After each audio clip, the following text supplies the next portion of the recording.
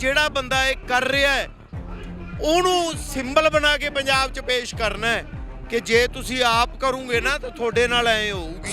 ਆਪ ਲੋਕਾਂ ਨੂੰ ਐਕਸਪੋਜ਼ ਕਰਨ ਲੱਗ ਗਏ, ਉਹਨਾਂ ਨੂੰ ਅੰਦਰ ਕਰਵਾਉਣ ਲੱਗ ਗਏ, ਤਾਂ ਫਿਰ ਇਹਨਾਂ ਨੂੰ ਕੌਣ ਪੁੱਛੂਗਾ? ਓਏ ਅਸੀਂ ਪੁੱਛਣ ਪਛਾਉਣ ਦੀ ਤਾਂ ਗੱਲ ਹੀ ਨਹੀਂ ਕਰ ਰਹੇ। ਅਸੀਂ ਤਾਂ ਨੇ ਜੋ ਡਰੱਗ ਦੇ ਖਿਲਾਫ ਹੈ, ਜੋ ਡਰੱਗ ਵਾਲੇ ਨੇ ਬੰਦੇ ਉਹਨਾਂ ਨੂੰ ਫੜ ਕੇ ਤੁਸੀਂ ਅੰਦਰ ਸਿੱਟੋ, ਸਾਨੂੰ ਲੋੜ ਹੀ ਨਾ ਪਵੇ ਕਰਨ ਦੀ। ਅਸਲ 'ਚ ਕੀ ਹੈ ਨਾ, ਸਰਕਾਰ ਉਹ ਇੱਕ ਨੀਤੀ ਬਣਾਈ ਬੈਠੇ ਹੈ ਕਿ ਦਬਾਅ ਨਾਲ ਚਲਾਉਣੀ ਹੈ, ਡਰਾ ਕੇ ਚਲਾਉਣੀ ਹੈ। ਜਿੱਥੇ ਲੋਕ ਉਹਨਾਂ ਦਾ ਡਰ ਚੱਖਦੇ ਨੇ ਉੱਥੇ ਫਿਰ ਉਹ ਆਪ ਦਾ ਦਬਾਅ ਵਧਾਉਣ ਲਈ ਇਹ ਜਿਹੇ ਝੂਠੇ ਪਰਚਿਆਂ ਦੀ ਗੱਲ ਕੀਤੀ ਜਾਂਦੀ ਹੈ।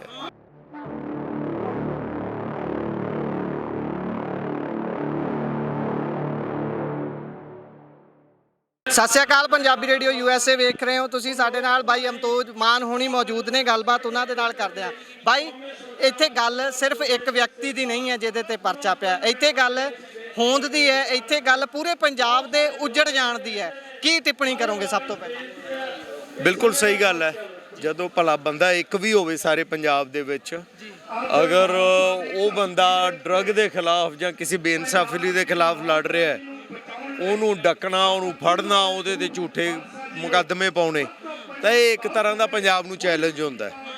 ਤਾਂ ਉਹ ਪੰਜਾਬ ਨੂੰ ਜੋ ਚੈਲੰਜ ਹੋਇਆ, ਉਹਦੇ ਰਿਐਕਸ਼ਨ ਦੇ ਵਿੱਚ ਪੰਜਾਬ ਵਾਲੇ ਇੱਥੇ ਇਕੱਠੇ ਹੋਏ ਨੇ। ਸੋ ਹੁਣ ਜਿਹੜਾ ਕਿਹਾ ਜਾ ਰਿਹਾ, ਪਹਿਲਾਂ ਇੱਕ ਬੀਬੀ ਦੇ ਵੱਲੋਂ ਪਰਚਾ ਕਰਵਾਇਆ ਜਾਂਦਾ, ਉਸ ਤੋਂ ਬਾਅਦ ਕੱਲ ਉਹਨਾਂ ਦਾ ਰਿਐਕਸ਼ਨ ਆ ਗਿਆ। ਉਹਨਾਂ ਨੇ ਇਹ ਆਖਿਆ ਕਿ ਮੇਰੇ ਤੋਂ ਮਜਬੂਰਨ ਕਰਵਾਇਆ ਗਿਆ, ਮੇਰੇ ਤੇ ਦਬਾਅ ਪਾ ਕੇ ਇਹ ਕੰਮ ਕਰਵਾਇਆ ਗਿਆ। ਕੀ ਲੱਗਦਾ ਹੈ ਕਿ ਕਿਉਂ ਇਸ ਚੀਜ਼ ਲਈ ਦਬਾਅ ਪਵਾਉਣਾ ਪੈ ਜਾਂਦਾ ਹੈ ਜੇਕਰ ਕੋਈ ਚੰਗਾ ਕੰਮ ਕਰ ਰਿਹਾ ਹੈ, ਇਨ ਦਾ ਸੈਂਸ ਕਿ ਉਹ ਨਸ਼ਾ ਰੋਕ ਰਿਹਾ ਹੈ? ਅਸਲ 'ਚ ਕੀ ਹੈ ਨਾ, ਸਰਕਾਰ ਉਹ ਇੱਕ ਨੀਤੀ ਬਣਾਈ ਬੈਠੇ ਹੈ ਕਿ ਦਬਾਅ ਨਾਲ ਚਲਾਉਣੀ ਹੈ, ਡਰਾ ਕੇ ਚਲਾਉਣੀ ਹੈ। ਜਿੱਥੇ ਲੋਕ ਉਹਨਾਂ ਦਾ ਡਰ ਚੱਖਦੇ ਨੇ ਉੱਥੇ ਫਿਰ ਉਹ ਆਪ ਦਾ ਦਬਾਅ ਵਧਾਉਣ ਲਈ ਇਹ ਜਿਹੇ ਝੂਠੇ ਪਰਚਿਆਂ ਦੀ ਗੱਲ ਕੀਤੀ ਜਾਂਦੀ ਹੈ। ਇਹ ਝੂਠੇ ਹੀ, ਇਹ ਝੂਠ ਨਿਕਲਿਆ ਕਿੱਥੋਂ ਹੈ ਕਿ ਤੁਹਾਨੂੰ ਸਰਕਾਰ ਦਾ ਡਰ ਬਣਾਈ ਰੱਖੀਏ। ਜੇ ਤੁਸੀਂ ਆਪ ਫੈਸਲੇ ਕਰਨ ਲੱਗ ਗਏ, ਜੇ ਤੁਸੀਂ ਆਪ ਲੋਕਾਂ ਨੂੰ ਐਕਸਪੋਜ਼ ਕਰਨ ਲੱਗ ਗਏ, ਉਹਨਾਂ ਨੂੰ ਅੰਦਰ ਕਰਵਾਉਣ ਲੱਗ ਗਏ, ਤਾਂ ਫਿਰ ਇਹਨਾਂ ਨੂੰ ਕੌਣ ਪੁੱਛੂਗਾ? ਓਏ ਅਸੀਂ ਪੁੱਛਣ ਪਛਾਉਣ ਦੀ ਤਾਂ ਗੱਲ ਹੀ ਨਹੀਂ ਕਰ ਰਹੇ। ਅਸੀਂ ਤਾਂ ਨੇ ਜੋ ਡਰੱਗ ਦੇ ਖਿਲਾਫ ਹੈ, ਜੋ ਡਰੱਗ ਵਾਲੇ ਨੇ ਬੰਦੇ ਉਹਨਾਂ ਨੂੰ ਫੜ ਕੇ ਤੁਸੀਂ ਅੰਦਰ ਸਿੱਟੋ, ਸਾਨੂੰ ਲੋੜ ਹੀ ਨਾ ਪਵੇ ਕਰਨ ਦੀ। ਜਿਹੜੇ ਸ਼ਰੇਆਮ ਨਸ਼ਾ ਵੇਚ ਰਹੇ ਨੇ, ਆਪ ਫੜ ਲਓ ਉਹਨਾਂ ਨੂੰ, ਤਾਂ ਕੋਈ ਬੰਦਾ ਉੱਠ ਕੇ ਕਿਉਂ ਫੜਾਊਗਾ? ਉਹ ਕਰਨ ਦੀ ਬਜਾਏ ਜਿਹੜਾ ਬੰਦਾ ਇਹ ਕਰ ਰਿਹਾ ਹੈ ਉਹਨੂੰ ਸਿੰਬਲ ਬਣਾ ਕੇ ਪੰਜਾਬ 'ਚ ਪੇਸ਼ ਕਰਨਾ ਹੈ ਕਿ ਜੇ ਤੁਸੀਂ ਆਪ ਕਰੋਗੇ ਨਾ ਤਾਂ ਤੁਹਾਡੇ ਨਾਲ ਐਂ ਹੋਊਗੀ। ਉਹਦੇ ਜਵਾਬ 'ਚ ਅਸੀਂ ਕਹਿ ਰਹੇ ਹਾਂ ਕਿ ਨਹੀਂ ਭਾਈ, ਐਂ ਨਹੀਂ ਹੋਊਗੀ, ਐਂ ਹੋਊਗੀ ਜਿਵੇਂ ਇੱਥੇ ਹੈ। ਸਾਰੇ ਲੋਕ ਜਿਵੇਂ ਚਾਹਣਗੇ, ਲੋਕ ਉੱਠ ਕੇ ਬਰਾਬਰ ਖੜਨਗੇ ਔਰ ਖੜ ਕੇ ਕਹਿਣਗੇ ਗਲਤ ਹੋ ਰਿਹਾ ਔਰ ਇਹਨੂੰ ਛਡਾਵਾਂਗੇ ਵੀ। ਇੱਕ ਹੋਰ ਗੱਲ ਜਿਹੜੀ ਝੋਟੇ ਦੇ ਪਰਿਵਾਰ ਦੇ ਵੱਲੋਂ ਵੀ ਆਖੀ ਜਾ ਰਹੀ ਹੈ ਕਿ ਠੀਕ ਹੈ, ਉਹ ਨਸ਼ਾ ਛਡਾਉਣ ਦਾ ਜਿਹੜਾ ਕੰਮ ਕਰ ਰਿਹਾ ਸੀ ਜਾਂ ਫਿਰ ਉਹਦਾ ਤਰੀਕਾ ਗਲਤ ਹੋ ਸਕਦਾ, ਪਰ ਇੰਟੈਂਸ਼ਨ ਤਾਂ ਗਲਤ ਨਹੀਂ ਸੀ ਨਾ। ਉਹਦੇ ਤੇ ਕਿਉਂ ਨਹੀਂ ਸਰਕਾਰ ਆਉਂਦੀ? ਸਿਰਫ ਜਿਹੜੀ ਚੀਜ਼ ਗਲਤ ਹੈ ਉਹਦੇ ਤੇ ਕਿਉਂ ਆਇਆ? ਮੈਂ ਖਿਆਲ ਹੈ ਵੀ ਉਹਨੇ ਉਹਦੇ ਛਿੱਤਰਾਂ ਦਾ ਹਾਰ ਪਾ ਕੇ ਘੁਮਾਇਆ। ਆਪਾਂ ਉਹਨੂੰ ਕਹਿ ਸਕਦੇ ਚਲੋ ਤੁਸੀਂ ਵੀ ਆਣੇ ਆ ਨਾ, ਤੁਸੀਂ ਉਹਦੇ ਤੇ ਇਹਦੇ ਚਾਰਜਸ ਲਾ ਲਓ। ਆ ਜਨਾਨੀ ਵਾਲੇ ਕਿੱਸੇ ਕਿੱਥੋਂ ਨਿਕਲ ਆਏ?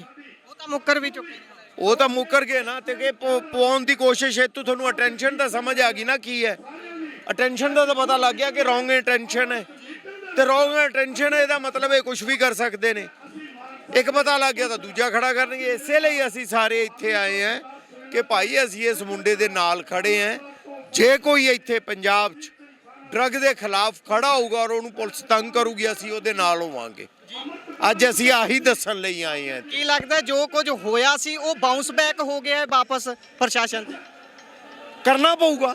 ਲੋਕ ਜਿੱਥੇ ਆ ਜਾਂਦੇ ਨੇ ਉੱਥੇ ਕਰਨਾ ਪੈਂਦਾ ਹੈ ਨਾ ਜੀ। ਉੱਥੇ ਆ ਜਾਂਦੇ, ਉੱਥੇ। ਧੰਨਵਾਦ ਸਰ, ਵੈਲਕਮ। ਸੋ ਇਹ ਸਨ ਸਾਡੇ ਨਾਲ ਅਮਤੋਜ ਮਾਨ ਜੀ, ਜਿਨ੍ਹਾਂ ਨੇ ਚਾਨਣਾ ਪਾਇਆ ਕਿ ਕੀ ਕੁਝ ਹੋ ਰਿਹਾ ਹੈ। ਬਹੁਤ ਬਹੁਤ ਧੰਨਵਾਦ ਤੁਹਾਡਾ। ਜੁੜੇ ਰਹੋ ਪੰਜਾਬੀ ਰੇਡੀਓ USA ਦੇ ਨਾਲ। ਧੰਨਵਾਦ।